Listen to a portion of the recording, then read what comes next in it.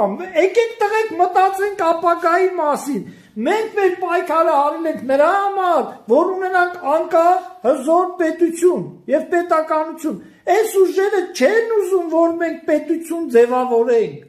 դրա համար մենք մայիսի 27-ին կհիշենք 36 տարի հիշվել է, իշքան ես գիտեմ Ռոլանդի Ռոմիկել ջոկատնա շատ կորուստներ տվել, իրանք հիշել են, ասեն, բայց դա մասսայական չի եղել, ես առաջարկում եմ բոլոր մարտիկներին, ովքեր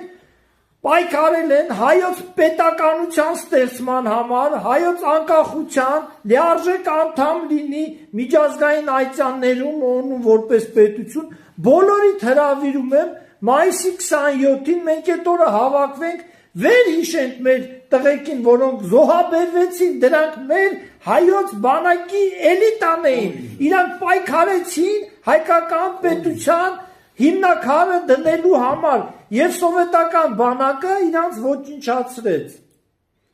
Ես մի բան էլ կարամ ավելացնեմ, ես խնդրում եմ բոլոր այն մարտական տղաներին, ովքեր իրականում մարտական ուղի անցած են, խնդրում եմ եկեք, հավաքվենք, հիշենք,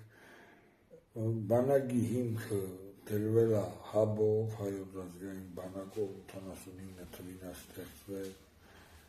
ու տենց։ Բոլորից սպասում ենք, ոնց որ ասում է, այս գործը, որ մենք չարեցինք 90-ականներին, հիմա այսօրվա ղեկավարությունը ճիշտ ուղիով գնում է և մենք պետություն ենք ձևավորում։